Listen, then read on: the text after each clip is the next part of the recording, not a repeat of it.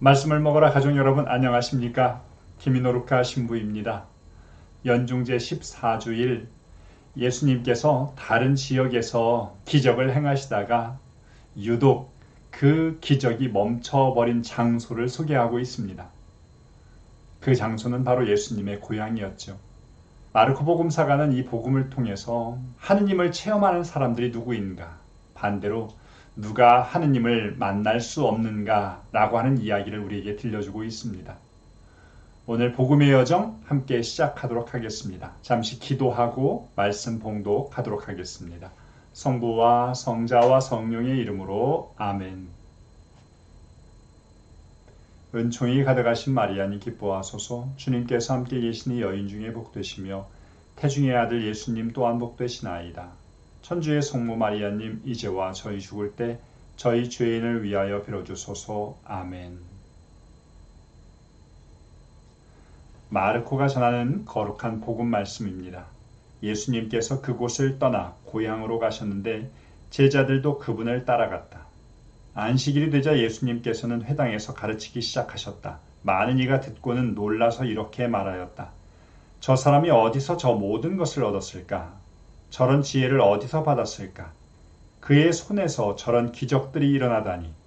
저 사람은 몫으로서 마리아의 아들이며 야고보, 요세, 유다, 시몬과 형제간이 아닌가? 그의 누이들도 우리와 함께 여기에 살고 있지 않는가? 그러면서 그들은 그분을 못마땅하게 여겼다. 그러자 예수님께서 그들에게 이르셨다. 예언자는 어디에서나 존경받지만 고향과 친척과 집안에서만은 존경받지 못한다. 그리하여 예수님께서는 그곳에서 몇몇 병자에게 손을 얹어서 병을 고쳐주시는 것밖에는 아무런 기적도 일으키실 수 없었다. 그리고 그들이 믿지 않는 것에 놀라셨다. 성부와 성자와 성령의 이름으로 아멘.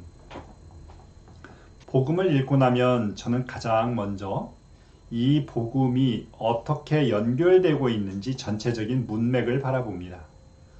오늘 문맥 안에서 재미난 부분은 이방인의 지역에서 마귀를 쫓아내십니다. 그리고 예수님께서 공생활을 가장 많이 하셨다고 불리는 카파르나움 지역에서 회당장의 딸을 고쳐주시지요. 그런데 이제 그곳에서 한 50km 정도 떨어진 나자렛이라는 예수님의 고향으로 오십니다. 그곳에서 벌어진 사건을 오늘 복음이 소개하고 있는 것이지요. 복음을 읽을 때에는 장면을 나누어서 읽어보는 것이 좋은데 오늘 복음은 세팅 장소가 그렇게 많이 필요하지 않습니다.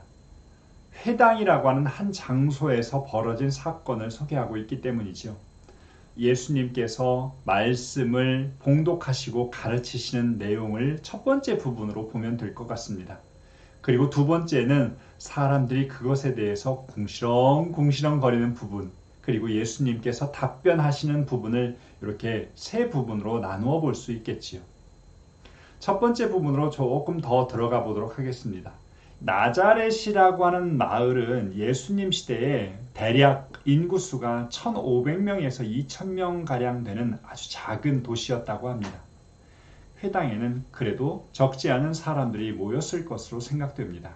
예수님께서 안식일의 규정대로 회당에 가셔서 그 회당 전례에 참석하십니다. 회당 전례는 회당장이나 어떤 랍비가 진행하는 것이 아니라 성인들이면 누구나 말씀을 봉독하고 그것에 대한 약간의 해설, 그리고 그것에 대해서 서로 이야기를 나누는 시간으로 구성되어 있었습니다. 그들이 예수님의 가르침을 듣고는 놀라워했습니다. 두 번째 장면으로 이어지면서 그 놀라움이 무엇 때문이었는지를 우리는 알게 되지요. 그가 목수라는 사실, 그리고 그의 가족들도 누구누구라고 하는 것을 알고 있다는 사실. 그렇기 때문에 어떻게 저 사람이 저런 말을 할 수 있었을까? 놀라움 안에는 이러한 내용들도 포함되어 있다는 것을 알게 됩니다. 그러면서 그들이 마지막에는 못마땅하게 여겼다라는 말씀으로 끝을 맺게 되지요. 세 번째 장면으로 이어지면서 예수님께서는 당시에 유행하던 속담을 들려주십니다. 예언자는 모든 곳에서 존경받지만 자신의 고향에서만큼은 존경받지 못한다.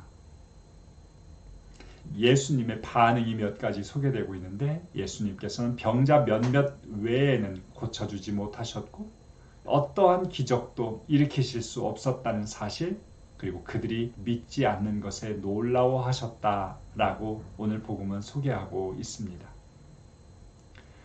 저는 오늘 복음을 이렇게 간단하게 바라보면서 예수님께서 아무런 기적을 일으키실 수 없었다라고 하는 내용을 묵상하고 싶습니다. 모든 것을 하실 수 있는 하느님이 어떠한 것도 할 수 없는 분이 되어버린 장소, 그것은 우리의 생각과 달리 예수님의 고향이었던 것이죠. 어찌 보면 사람들은 기적을 가져다주는 예수님과의 만남의 기회를 상실했던 것입니다. 그들이 못마땅해 한 것은 메시아가 고작 목수란 말인가? 그리고 우리가 아는 사람? 그것이 그들의 믿음을 걸려 넘어지게 만들었던 이유라고 오늘 복음은 소개하고 있습니다. 인간적인 생각과 판단, 그것에만 사로잡히면 삶을 바꿀 수 있는 기적적인 만남의 기회를 박탈당하는 것 같습니다. 그것은 2000년 전에 일어났던 비극이면서 동시에 오늘날에도 계속해서 일어나고 있는 것입니다. 성경이 전하고 있는 메시지는 구원을 가져다 주는 구세주와의 만남, 그리고 하느님 나라는 특별한 상황, 특별한 모습, 특별한 사람과의 만남에서부터 비롯되지 않는다는 것을 우리에게 들려줍니다. 저는 오늘 성경 말씀을 읽으면 가장 먼저 떠오르는 것이 있습니다. 제가 서품을 받고 첫 번째로 고해성사를 드렸던 분은 저희 어머니이십니다. 저희 어머니는 사제품을 받고 돌아온 저에게 가장 먼저 고해성사를 하셨습니다. 아직 고해성사를 어떻게 줘야 될지도 모르는 상황에서 어머니가 저에게 고해성사를 청하셨을 때 저는 어머니, 고해성사는 본당 신부님한테 가서 하세요 라고 답변을 드렸습니다. 저희 어머니는 많은 말씀을 하지 않으시고 그저 아들에게 고해성사를 보고 싶다고 말씀하셨습니다. 어머니의 이 행동이 저에게 엄청난 도움이 되었다는 것을 알게 되었습니다. 때로는 가장 가까이에 있는 사람들이 사제에게서 오는 신적인 능력들을 받지 못할 때도 많습니다. 사제와 친하게 지내는 사람들이 사제의 말씀에 감탄하지 않는 경우도 굉장히 많습니다. 가끔 신부하고 친하게 지내는 사람들이 성사도 안 보고 미사도 잘 안 나오고 교무금도 잘 내지 않는 사람도 많습니다. 본당 신부로서 때로는 친하다고 하면서 사무위원들은 꼭 다른 신부님들한테 가서 성사를 보려고 합니다. 하느님과의 만남은 가장 가까이에 있습니다. 내가 사귀고 있는 그 사제를 통해서 하느님의 구원이 찾아오고 내가 별것 아니라고 생각하는 나의 배우자, 만만하고 부족하다고 생각해서 가르쳐야 할 자녀들, 그리고 별 볼 일 없고 나보다 잘난 것이 하나도 없어 보이는 이웃, 그들에게서 바로 하느님의 구원이 올 수 있다는 것을 오늘 복음은 소개하고 있습니다. 내가 그들을 어떻게 만나느냐, 이것이 중요한 것이겠죠. 나의 편견과 틀이 오늘도 굳어져 있다면 나는 새로운 만남들을 할 수 없습니다.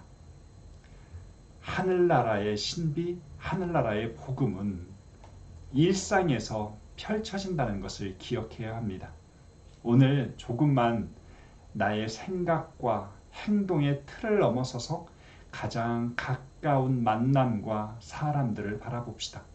그리고 하느님 때문에 그들에게 조금 더 귀를 기울이고 그들의 행동에 편견을 넘어서서 귀 기울여 줄 수 있는 그런 시간이 이루어졌으면 좋겠습니다.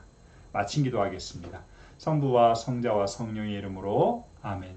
영광이 성부와 성자와 성령께 처음과 같이 이제와 항상 영원히 아멘. 성부와 성자와 성령의 이름으로 아멘. 감사합니다.